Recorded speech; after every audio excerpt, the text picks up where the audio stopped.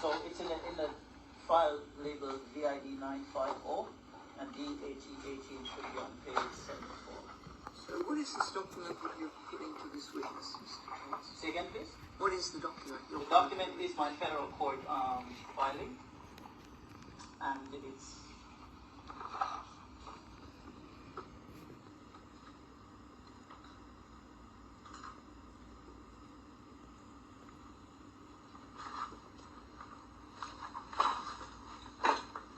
let me just extract the relevant pages and give to Mr. Mackenzie. So these are emails to which I believe he would have been copied. So I'm at pages 75, and it should go through to 77.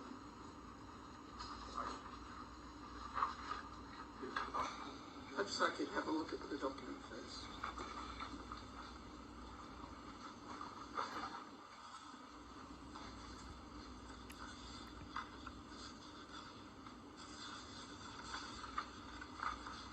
So what the witness has been shown is emails from Angus Mackenzie to Mr. Thomas, dated October the 17th, 2017, and from Mr. Thomas prior to that date, going back, with the email exchange going back to the 11th of October 2017. So these are emails directed between Mr. Thomas and Mr. Angus Mackenzie. Your Honour, can I just point out that these aren't original emails, the compilation produced by Mr. Thomas as part of an exhibit to an affidavit in federal court proceedings, so whether they are right or not. Which is sworn and signed. They purport to be an email chain between I don't Mr. have Thomas. objection to that, it's only the description of them as those emails. They're not documents, they're not emails that are addressed to you understand, Mr. Caswell. Now, what was the question in relation to that? Are you copied on any of those emails?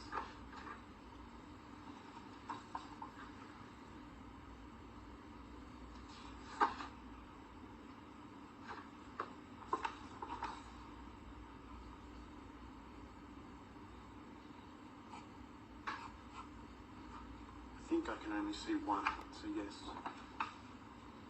Can you read all these emails in chronological order, please?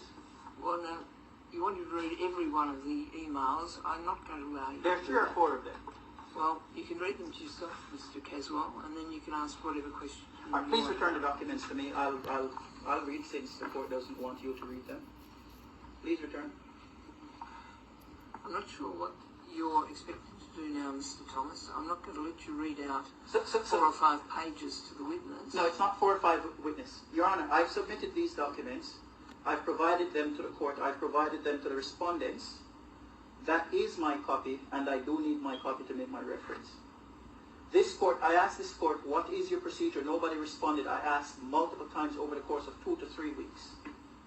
Well, And I'm being disadvantaged. I'm being prejudiced by not knowing the procedure of the court. Mr. Thomas, what I'll allow you to do is to summarise what's in the emails and put to the No, I need to read the emails verbatim so that we have the full essence of what is in the emails. Well, I'm not going to let you read the full emails verbatim. Please return the emails to me. I am prepared to allow the witness to read them in the witness box and then answer questions. So why can't we read them for a record? Mr. Thomas, we're never going to finish this case if We're all going of to these finish. documents are read. Please return my documents. I don't want the witness to read because we're not putting the relevant files on the record. Alright, if you don't want to ask questions about this document, No, I will ask questions. I'll have the document returned to the witness, Mr. Tipstaff.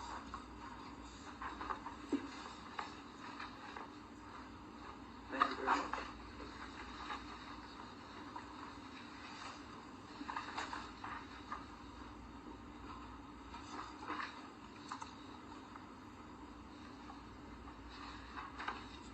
So, the first email in this chain says, Dear Mr. Thomas, thank you for your email dated 16th October 2017. You've made a complaint regarding the conduct The of obvious persons. objection, Your Honour, is that now Mr. Thomas is reading an email and the witness doesn't have the email to which he's being referred. Mr. Thomas, I'll allow you to summarise what's in the emails and put any proposition that you wish to put to that witness. But I haven't given you permission to read all of the contents of those emails to the witness? Perhaps you can just summarise what is I your am point. being denied my right to be heard. Perhaps I might suggest to you that you work out what point it is that you want to make to this witness from those emails and put the question to him based on that point. All right. On 16th October 2017, 8:20 a.m., this is an email, and I'll read only this one, sent to both Mr. Mackenzie and Mr. Caswell. Dear Mr. Mackenzie, Mr. Caswell, this email is a follow-up pursuant to my email dated 11th October 2017. Kindly note that it is now 4 weeks since I've sent you an email on September 18th, 2017. There has been no response to that email from either of you. By way of my email dated 11th October 2017, I've again asked all the questions detailed in my email of September 18th, 2017. In order to clarify some issues that have arisen from my reading of your draft allegations in Mr. Caswell's September 5th, 2017 email, September 5th email of 2017, which contains the following excerpt.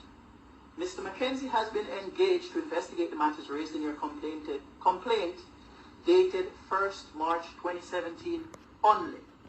And this is a direct quote from a September 5th email from Mr. Mackenzie. I wish to also ask the following questions. Is your investigation still limited to only my complaint dated 1st March 2017? 2. When can I expect a response to my email dated 18 September 2017? Best regards, Darren Thomas. Now, Mr. Mackenzie, I'll hand this document to you so you can read the specific email.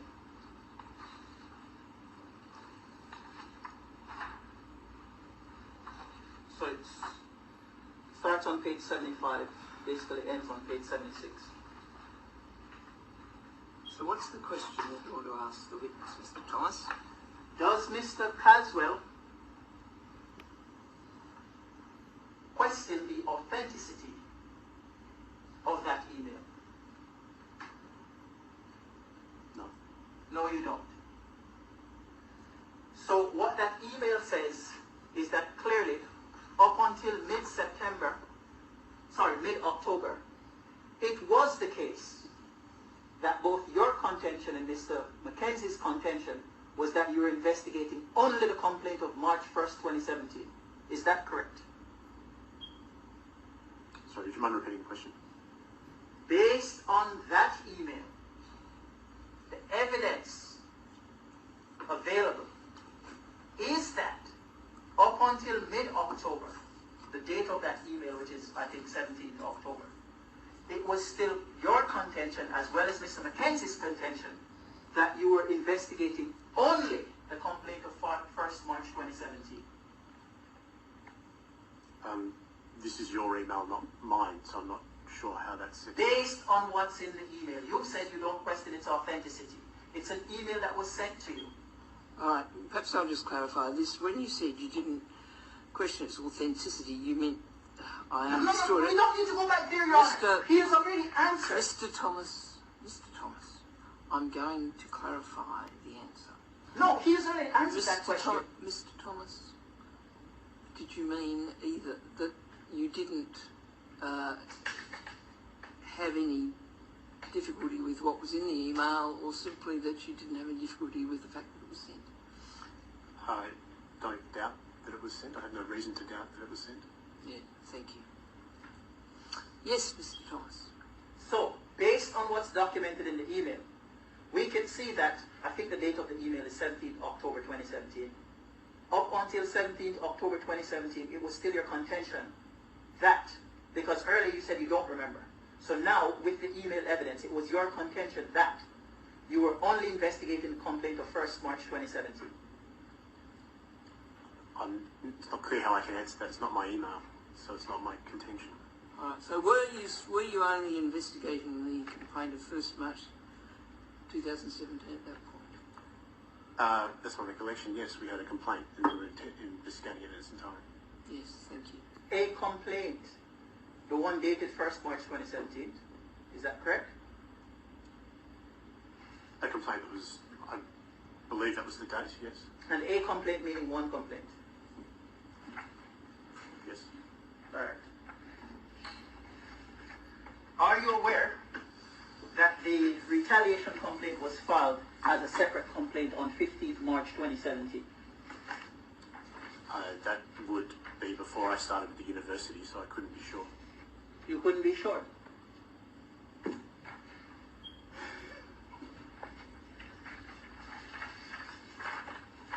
Let me pull this investigation report for you again. And I really need this witness to speak to the documents. And I'm having trouble between the court blocking me and the witness seeming not to remember anything. So in the Bartlett Work Case Investigation Report, Allegation 11,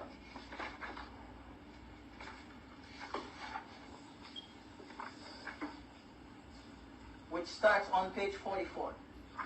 So you're referring the witness to page 44 of the Bartlett report? Yes. Yes. So what questions did you have for her?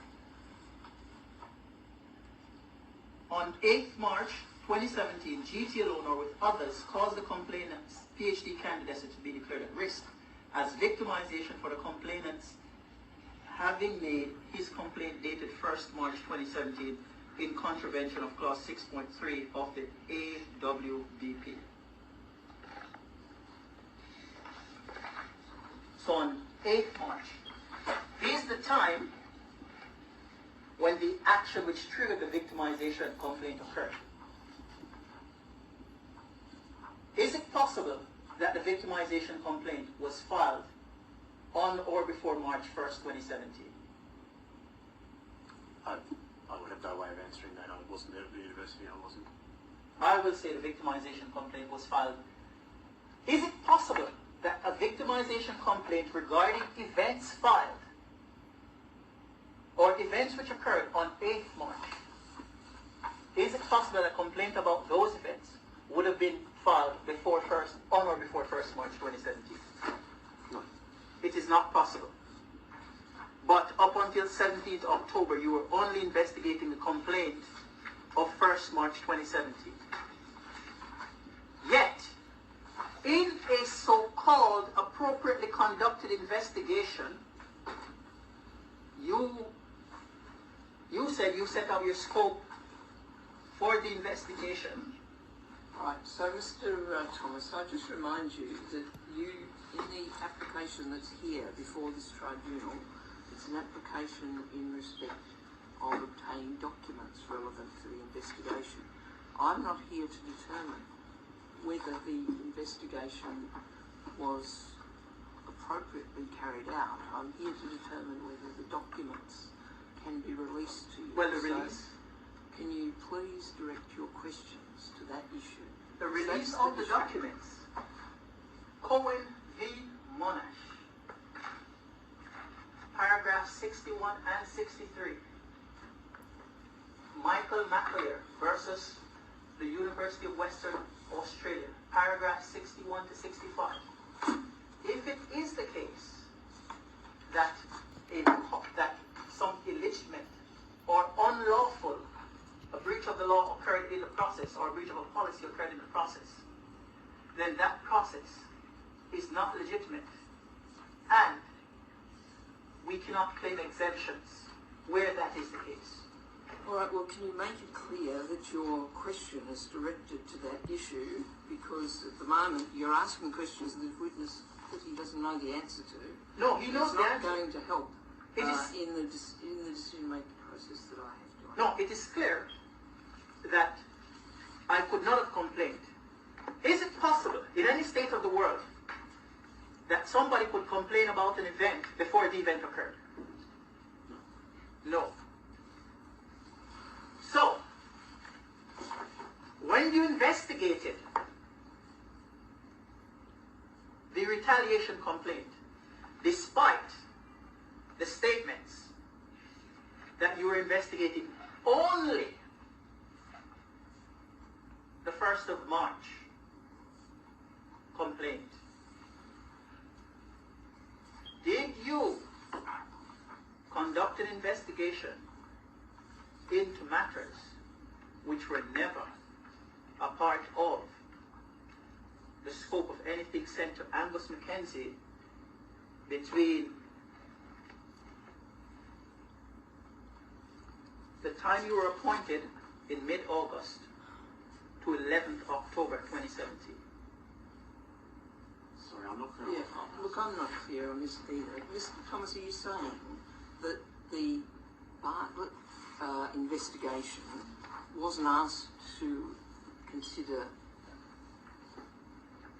some aspect of your complaint? No, there's not one complaint, there are several complaints. All right, so you're saying that the Bartlett investigation report only considered one of your complaints and not all of them. Is that what you're saying? No, it claimed for a long time, and the emails reflect that, in my signed statements, my signed affidavit, federal court document, unless somebody wants to challenge the authenticity of those documents and just put me in prison.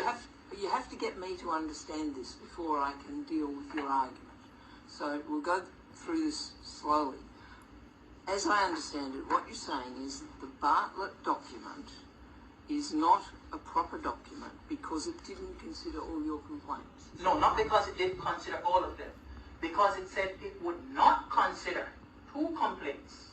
All right, so the Bartlett document is not proper because it said it wouldn't. It said it didn't have jurisdiction to deal with some of your complaints. Yes. Is that right? All right. But, now, which ones of those no, complaints? but once they supposedly expelled me from the investigation, they carried out the investigation. So they supposedly carried out an investigation into a matter which they said they did not have jurisdiction to investigate. Just so that I understand. Everyone else might understand, but I don't understand. I don't understand. The Bartlett report, you say, is flawed because it didn't investigate some matters that you've been referring to. So what were those matters? No, that's not my contention. My contention is Mr. Caswell and Mr. Mackenzie insisted that they were investigating only a complaint made on 1st March 2017. Yes. And what did you say they should investigate? No, it's not what I say they should investigate. As a matter of fact, because it's reflected here, they investigated a complaint submitted on the 15th March 2017.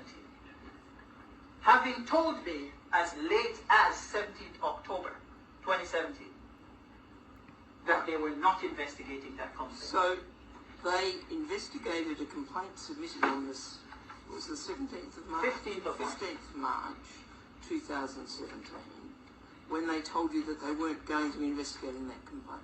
That is correct. Is that right? All right. Now, what was that complaint on the 15th of March 2017? A complaint into victimization. Was a complaint of victimisation. How did it differ from the complaint of the 1st of March 2017? The complaint of 1st March 2017 was in relation to racial discrimination and bullying because people who had not read my work were making statements that I did not have the skill to do the relevant work. Now, do you say that the Bartlett report also investigated that complaint or not?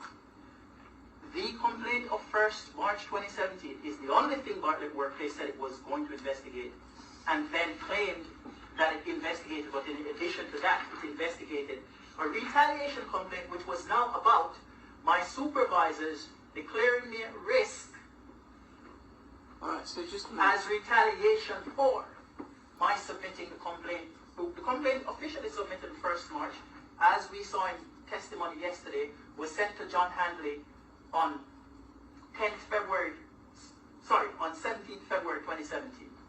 And of course he was notified by Gary Dwight on 10th February 2017.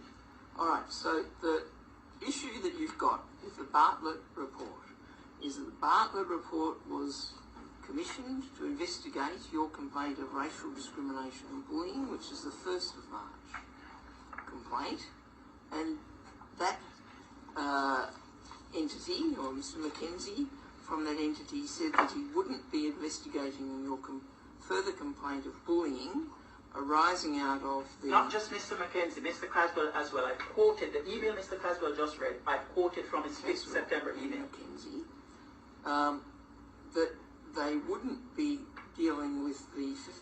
March complaint. And Mr. In Caswell the end and Mr. they did. Mackenzie.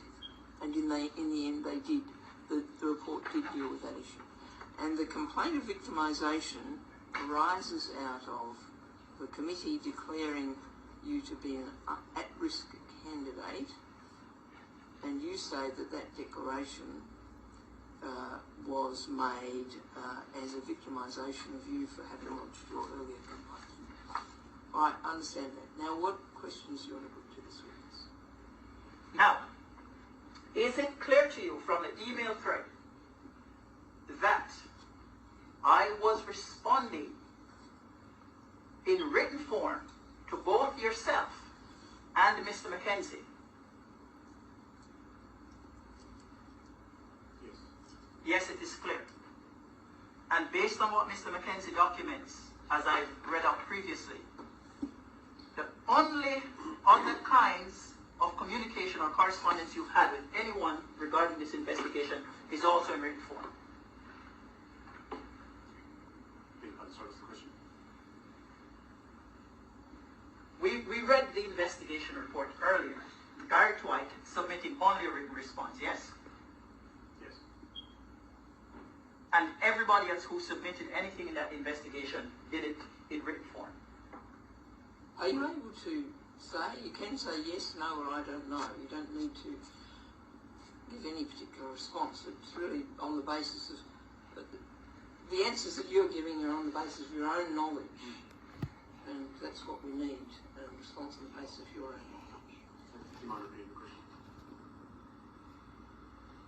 Do you know of anyone who submitted, or did you ask, because you're asking me, you specifically asked me to meet face-to-face with Angus Mackenzie. Did you ask anyone else to meet face-to-face with Angus Mackenzie as a condition of their participation in this investigation? I did not. Did you expel me from this investigation simply because I refused to have a face-to-face meeting with Angus Mackenzie? No. On what basis? Because was I willing to write to both you and Angus Mackenzie?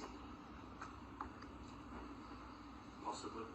Does the email evidence there say that I was writing to and back and forth with you and Angus Mackenzie? The emails were addressed to Mr. Mackenzie and I. Yes? Yes. On what basis, outside of my not meeting face-to-face with Angus Mackenzie, did you claim that I was not qualified to participate any further in the investigation?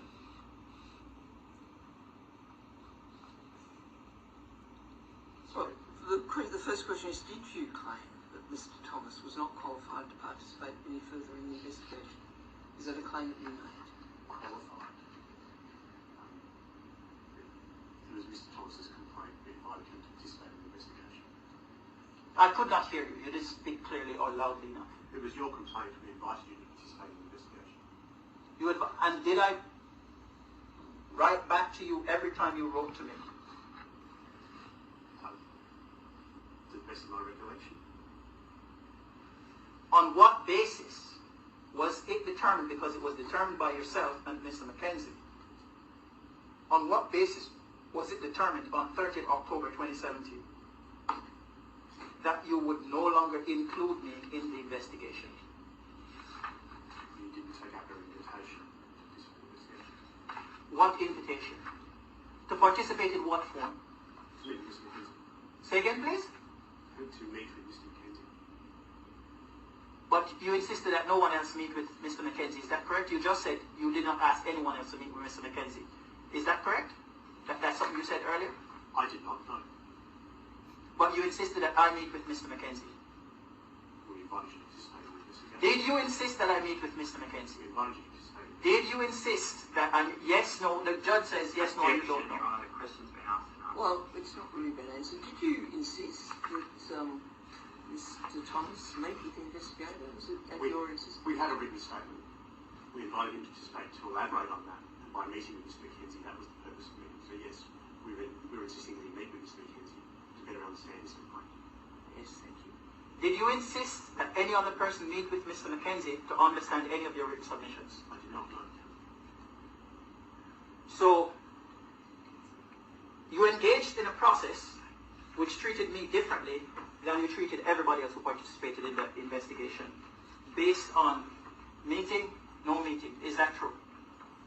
No. But you insisted that I meet. Is that correct? We asked you to meet Mr. Mackenzie, yes. And you didn't insist that anybody else meet with Mr. Mackenzie? I did not, no. You did not. And based on what's in front of you, you investigated a complaint that up until 17th October, it was said you would not investigate.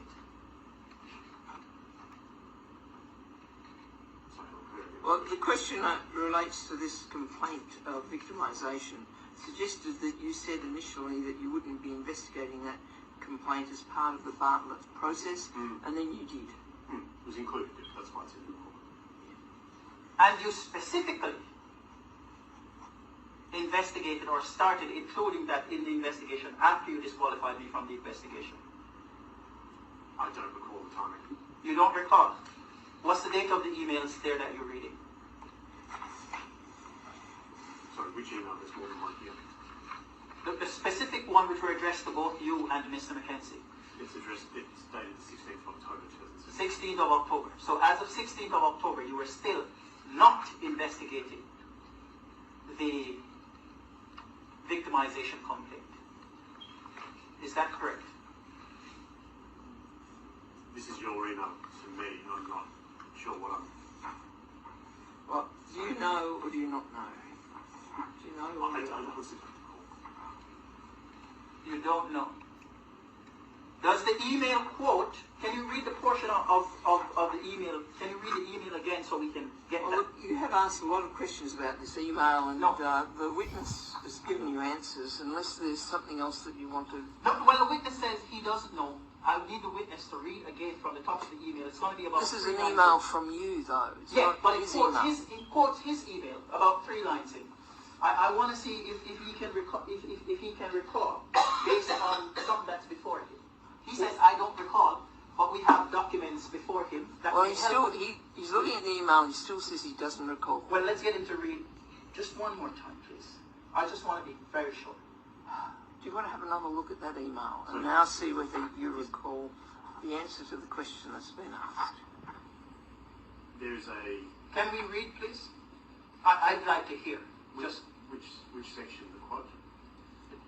well, of course, in context, yes. But I think it would be good to read from the start of the email. I think it's one paragraph before we get to the quote.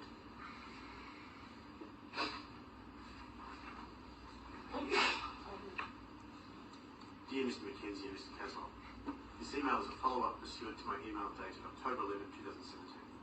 Kindly note that it is now 4 weeks since I sent you an email on September 18, 2017. There has been no response to that email from either of you. By way of my email dated October 11, 2017, I have again asked all the questions detailed in my email of September 18, 2017. In order to clarify some issues that have arisen from my reading of your draft allegations and Mr. Caswell's September 5, 2017 email, which contains the following excerpt. Mr. Mackenzie has been engaged to investigate the matters raised in your complaint dated 1 March 2017 only. Yes? I wish to ask the following questions. Is your investigation still limited only to my complaint dated 1 March 2017? 2. When can I expect a response to my email dated September 18, 2017? Best regards, Your Honour. So you can stop there. I think Mr. Mackenzie responds to that email as the next email in the sequence. Can we? What is the question that you want to ask this witness? You just So the read the question email, is- you said you had a question So the about question that email. is, based on what's in that email, in investigating the complaint of victimization which was sent on March 15, 2017, did you investigate something that you said you would not have investigated? It's included in the report. So yes. Now, I want to turn to the report. Page 5, Bartlett Workplace Investigation Report. Page 5. It reads,